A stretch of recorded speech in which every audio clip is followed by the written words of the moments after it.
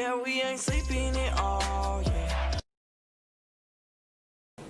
E aí, nono ano, tudo bem com vocês? Hoje na nossa aula de português vai ser uma correção das atividades, tá certo? No nosso caderno de atividades que eu passei na aula passada, tá bom? Nós vamos acompanhar, ó, o caderninho aqui, nós vamos acompanhar que foi a página 43, 44, tá certo? Nós vamos acompanhar e tudo e ver como é que vai ser. O tema que nós estamos vivendo, estamos estudando sobre poema, poesia concretista, né? Que é muito legal, tá certo? Então nós vamos acompanhar esse momento, tá certo? A poesia concretista, ele tem um elemento muito importante, uma característica muito importante. É porque o conteúdo que se passa na escrita, pronto, ele tem uma linguagem verbal e não verbal. O que é a linguagem verbal? Escrita. Linguagem não verbal, imagens. E o que se constrói na escrita, o conteúdo que se passa na escrita, é o que se forma na imagem. Ou seja, se eu fizer uma poesia falando de café, vai ser construída alguma coisa relacionada a café. Uma xícara com café, como uma situação imagética, visual, entendeu? Então essa é uma característica importante da nossa poesia. Vamos lá, primeira questão. Nós temos esse poema, tá certo? Que eu vou ler para vocês, vocês vão acompanhar aí na imagem de vocês, chamado Poética, tá certo? De Cassiano Ricardo Leite. Vamos lá, acompanha aí, ó. O que é poesia? Uma ilha cercada de palavras por todos os lados. O que é o poeta? Um homem que trabalha com o suor do seu rosto. Um homem que tem fome como qualquer outro homem. Vamos lá, a primeira questão. O texto de Cassiano Ricardo pode ser identificado quanto à forma como poema? Por quê? Sim, ele pode ser classificado como poema porque ele trabalha os versos e as estrofes, né? E o ritmo sonoro das palavras. Se você vê, ó, o que é poesia? Uma ilha cercada de palavras por todos os lados. A gente vê como diz aqui, um ritmo sonoro nas palavras. Então, olha, 3 elementos: verso, estrofe e questão sonora das palavras define uma poesia. Então, sim, a gente pode classificar esse texto como um poema, sim, tá certo? A gente já viu nas aulas anteriores a diferença entre poema e poesia. É quase a mesma coisa, mas tem umas coisinhas assim meio filosóficas que os diferencia, tá certo? Então, sim, a gente pode classificar ele como poesia. Qual é o tema desse texto?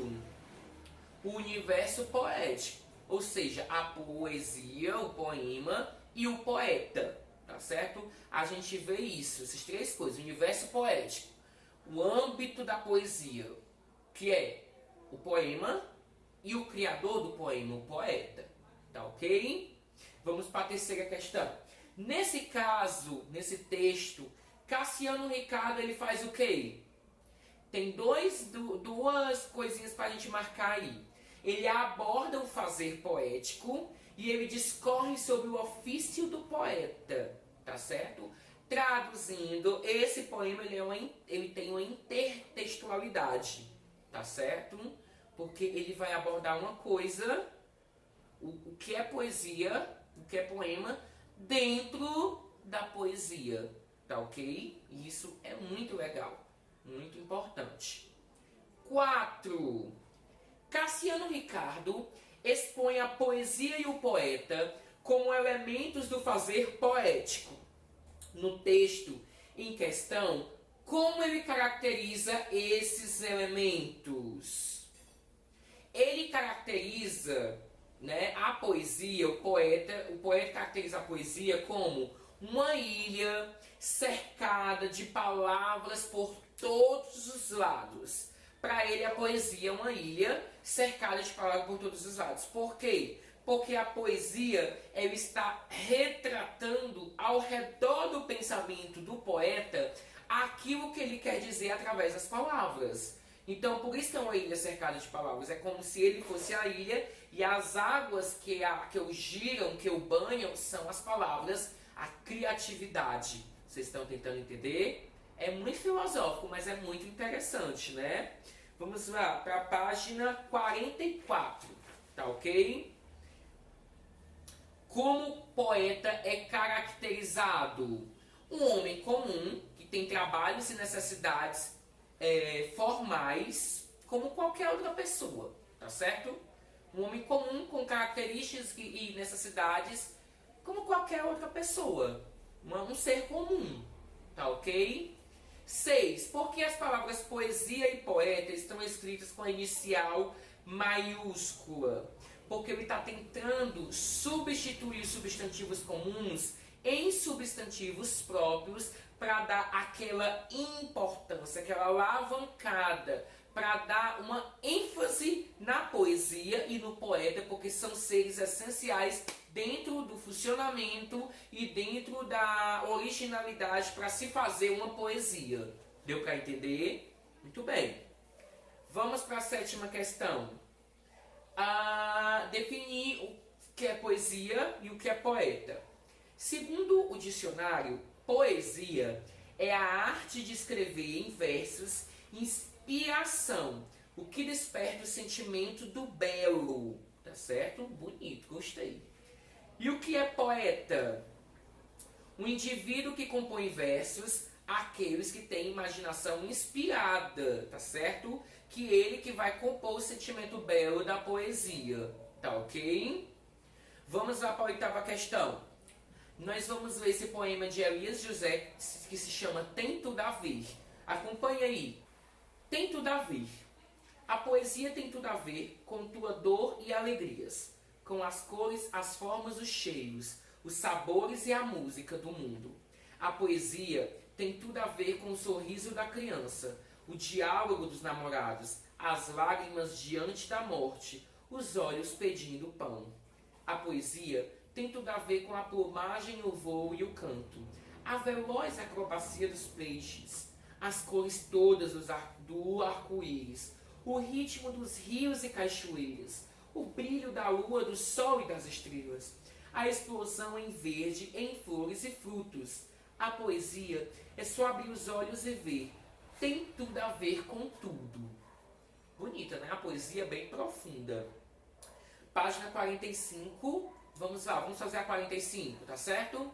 O que significa a expressão tem tudo a ver?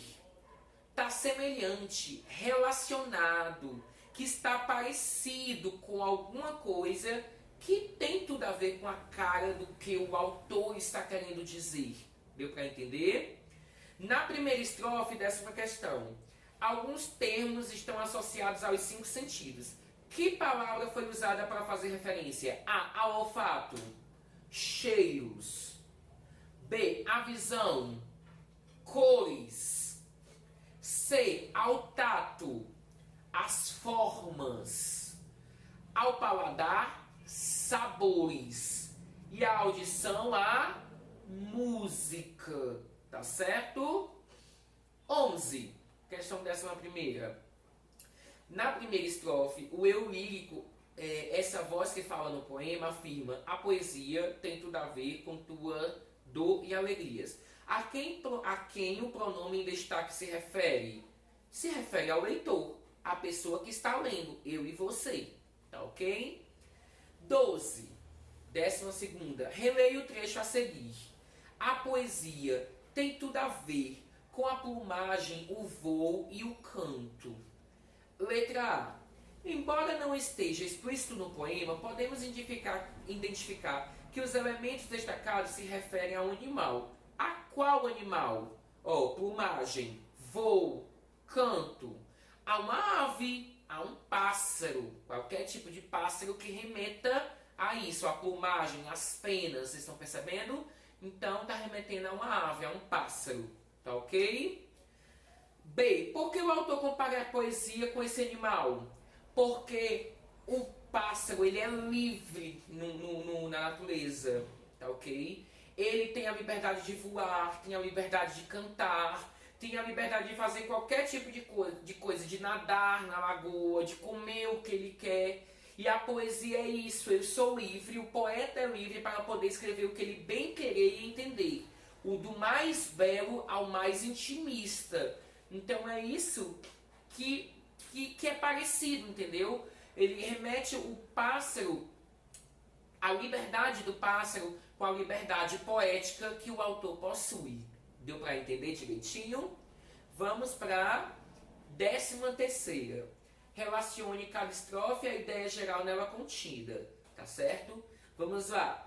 Vou fazer logo a segunda coluna. Sentimentos e percepções. Ficou com a letra A. Tudo é poesia. Letra E. Movimento e liberdade. Letra C. Natureza. D. E emoções. B. Tá certo? Vamos para a última. No poema apresentam-se sentimentos, ações, objetos, qualidades, estados que tem tudo a ver com a poesia. O que mais, em sua opinião, tem tudo a ver com a poesia? Eu vou falar assim de mim, tá certo? Porque essa questão é pessoal. O que tem tudo a ver com a poesia? Não tem uma especificação para falar o que tem, porque tudo tem a ver. Eu posso falar do celular, fazer uma poesia do meu celular, da cor do meu celular, do meu óculos. Então eu acho que tudo em nosso mundo pode virar uma poesia. Do simples pedaço de terra ao ar que respiramos, o céu e tudo de que há mais belo. Então tudo, como eu disse, é liberdade poética para se fazer uma poesia, tá certo? Espero que vocês tenham gostado da nossa correção de hoje. Acompanha aí, tá certo? Responda bem direitinho. E próxima aula nós temos mais, tá certo, nono ano? Um beijo no coração de vocês e tchau, tchau.